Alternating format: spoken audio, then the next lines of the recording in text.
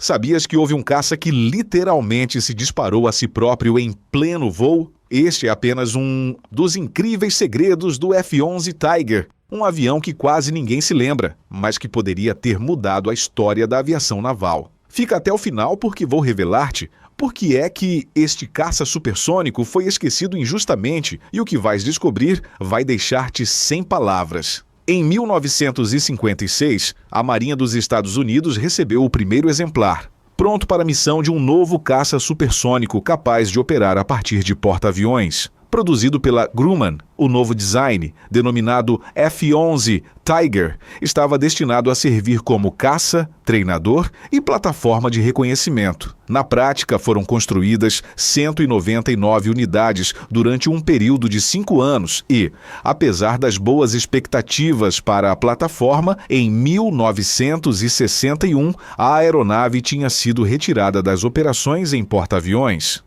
Hoje em dia, o Tiger está quase completamente esquecido, lembrado principalmente pelo estranho incidente no qual uma aeronave se disparou a si própria. Mas o Tiger foi importante. Seria o segundo caça da Marinha Americana a atingir velocidades supersônicas.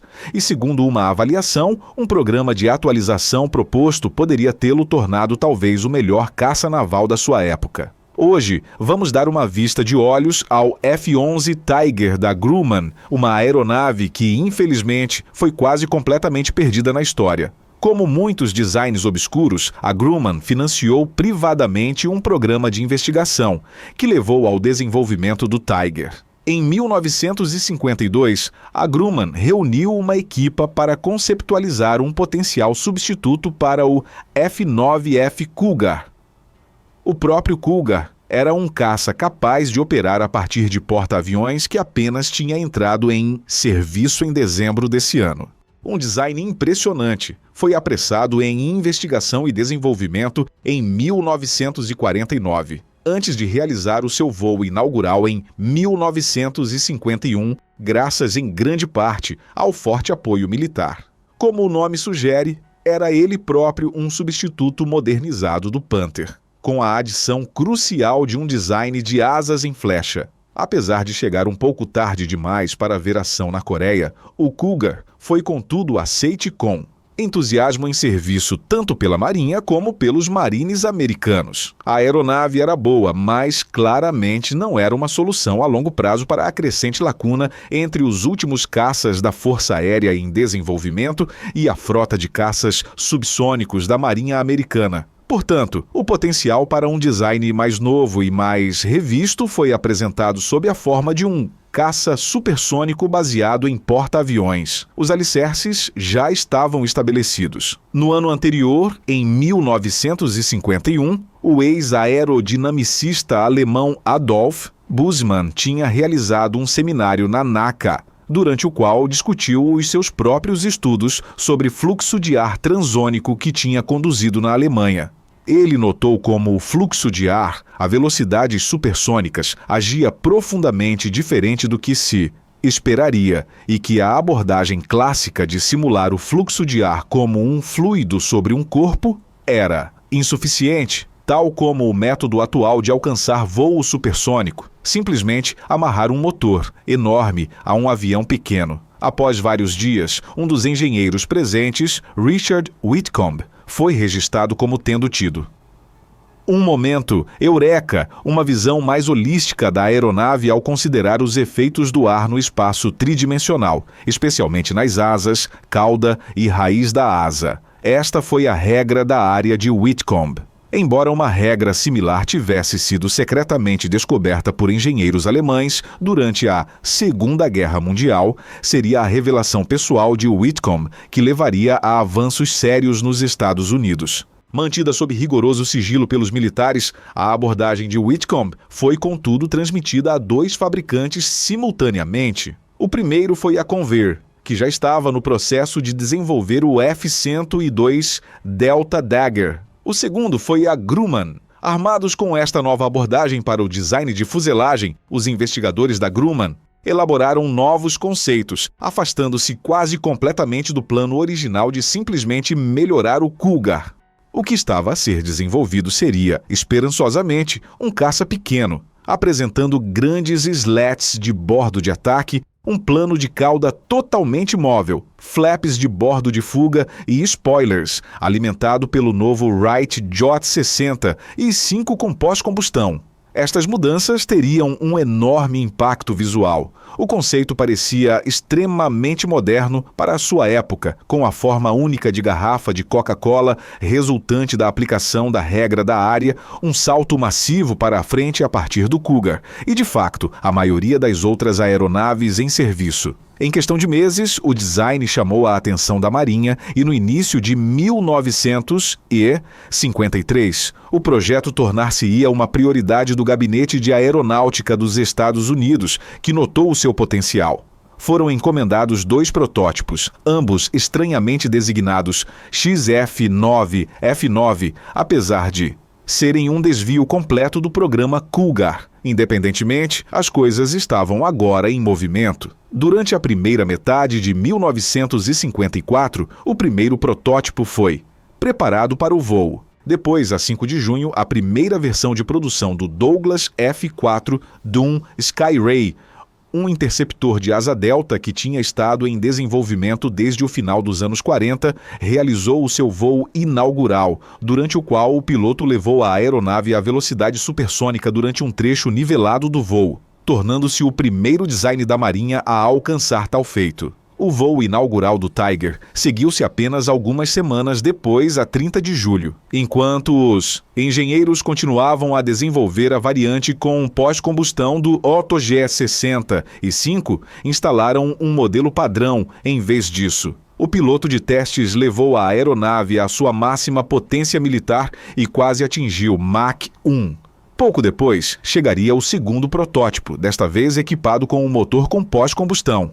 Neste segundo voo, a barreira do som seria quebrada, marcando assim o Tiger como o segundo caça da Marinha Americana a alcançar voo supersônico, com várias propostas em cima da mesa, incluindo uma eventual variante de reconhecimento e treino. De assento em tandem, as esperanças permaneceram relativamente altas para a aeronave, agora designada F-11F1.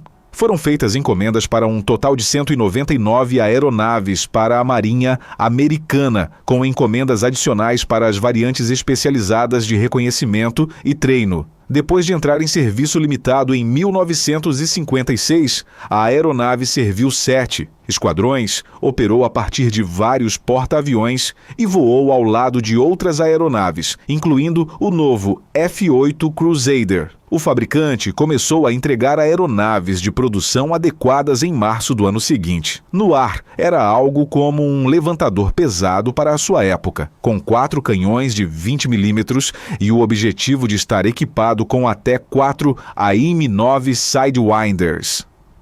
Era também, como notado, pequeno e, por proximidade do seu peso e aerodinâmica, um caça, decentemente ágil. Tinha um peso vazio de 13.800 libras e um peso bruto de 21.000 libras. Para colocar isto em perspectiva, um Strike Eagle transporta 13.000 libras de combustível internamente. Com tanques conformes e tanques largáveis, pode transportar mais de 21.000 libras de combustível. Seria durante a fase de pré-produção, a 21 de setembro de 1956, que o infame incidente do abate ocorreria. Simplificando, após disparar os canhões durante uma descida de altitude, um F-11 foi inadvertidamente voado para os projéteis que caíam, resultando na perda da aeronave e algumas feridas graves no piloto. Embora o F-11 fosse um bom design, várias deficiências tornaram-se cada vez mais evidentes. Para a Marinha, especialmente à medida que novos designs emergiram da fase conceptual, como o F-4 Phantom. Foram notados 2 problemas principais com o F-11. Quando carregado para combate, a aeronave provou ser algo incômoda, especialmente em termos de aceleração e velocidade. O J-65 foi relatado como sendo algo defeituoso às vezes, o que prejudicava o seu desempenho. Mesmo com desempenho ótimo, não podia sustentar voo supersônico por muito tempo. O alcance da aeronave também foi notado como sendo algo limitado, especialmente ao empurrar o motor aos seus limites superiores. No entanto, mesmo com estas deficiências, em retrospectiva, vale a pena notar que ainda teria sido um dos caças mais rápidos por aí, com um teto de serviço decente de 49 mil pés. Num período de tempo relativamente curto, o Tiger seria eliminado gradualmente.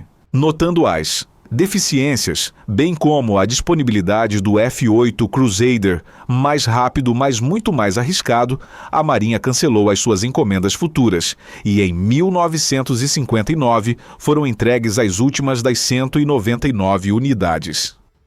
Estes recuos continuaram e em 1961 a Marinha retirou permanentemente o Tiger do serviço em porta-aviões. Durante este período, tinham sido propostos planos para uma atualização que, apesar de ter sido ignorada, parecia ter potencial. Referido como F-11, F-1F Super Tiger, notavelmente abandonaria o J-60 e 5 em favor do mais confiável e poderoso General Electric J-70 e 9. Além disso, grande parte da fuselagem passaria por modificações, melhorando significativamente a sua aerodinâmica. 2 protótipos seriam efetivamente construídos, com o primeiro a levantar voo a 25 de Balmas, maio de 1956. Num desenvolvimento surpreendente, mesmo para a própria Grumman, o Super Tiger teve um desempenho excepcionalmente bom durante estes voos iniciais. Pouco depois do seu voo inaugural, atingiria Mach 1,44. Foram feitas mais modificações, incluindo a atualização do J-70 e 9, o que resultou em desempenho ainda melhor. A 25 de abril de 1958, voando nesta nova configuração, a aeronave atingiu Mach 2,04, a primeira aeronave da Marinha a ultrapassar Mach 2.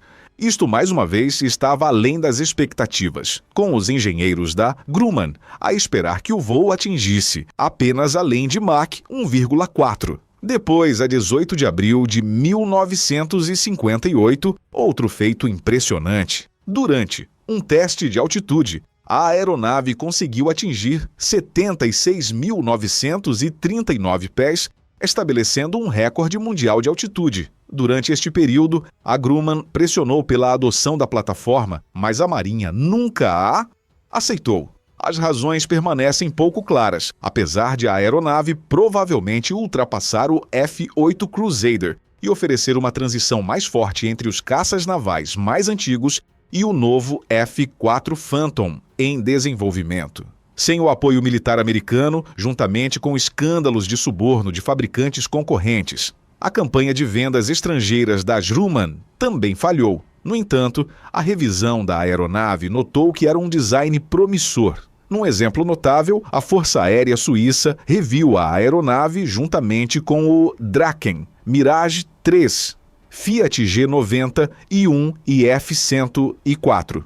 Embora as restrições orçamentais resultassem na aquisição do Mirage, a equipa suíça supostamente avaliou que o design da Grumman teria sido o caça mais capaz de longe. Se isto é indicativo de algo, então o Super Tiger, supostamente superando os caças da Força Aérea menos restritos, teria sido talvez o melhor caça naval do seu tempo, pelo menos até o Phantom chegar. Portanto, o Super Tiger seria arquivado e o F-11A Tiger deixaria o serviço operacional como caça sem uma árvore de desenvolvimento futuro derivando diretamente dele. A aeronave permaneceria em serviço num sentido limitado por mais de uma década. Mas, notavelmente, os Blue Angels da Marinha voaram-no durante exibições até 1969, quando seria substituído pelo Phantom. Entre 1961 e 1967, a aeronave estaria estacionada na Estação Aérea Naval Chase Field e Kingsville. Aqui serviram um papel interessante, mas muito limitado. Os estudantes que tinham completado o seu curso de treino avançado no F-9 Cougar receberam a oportunidade de voar o F-11, proporcionando-lhes um gostinho de voo supersônico antes de serem enviados para treino adicional. Por outras palavras, preencheu um papel de treinador avançado, embora pudesse provavelmente ter sido melhor descrito como uma aeronave de passeio, não o pior legado a deixar aos estudantes. F-11, em condições de serviço, foram mantidos em condições de voo até meados dos anos 70. A Grumman usou 2 como bancos de teste voadores a partir de 1973 em diante para experimentar com sistemas de controle de impulso e outras tecnologias. Estes voos de teste continuaram, com os voos finais a terem lugar em 1975. Após isto, estes 2 bancos de teste foram enviados de volta para armazenamento na base aérea Davis-Monthan, para nunca mais ver os céus. Assim foi marcado o fim do F-11 Tiger. Em retrospectiva, foi uma aeronave esteticamente linda e provavelmente uma grande alegria para voar sem qualquer carga a bordo. Como tantos outros caças a jato conceptualizados no início dos anos 50, o Tiger foi vítima de mudanças rápidas que simplesmente anularam muitas aeronaves após um tempo tão curto. Dito de outra forma, o Tiger não era necessariamente uma má aeronave. De muitas maneiras, foi efetivamente revolucionário. O Super Tiger é outra história completamente, e como é tão frequentemente o caso, o seu verdadeiro potencial nunca será conhecido. Independentemente, enquanto o Tiger pode ser ignorado nos livros de história, lembramo-nos dele como um design lindo e emblemático do poder aéreo dos anos 50. E aí está a incrível e trágica história do F-11 Tiger, o caça que poderia ter mudado a guerra aérea, mas foi esquecido pela história. O que achas? Acreditas que a Marinha cometeu um erro ao não adotar o Super Tiger? Conhecias este avião antes de ver este vídeo? Deixa-me a tua opinião nos comentários. Adoraria saber o que pensas. Se gostaste deste vídeo e queres ver mais conteúdo sobre aviação militar e tecnologia esquecida, não te esqueças de dar like e subscrever o canal. Ativa o sininho para não perderes nenhum vídeo novo. Partilha este vídeo com os teus amigos amantes da aviação. Tenho a certeza de que também não conheciam esta história fascinante. Vemo-nos no próximo vídeo, onde descobriremos mais segredos escondidos da história da aviação.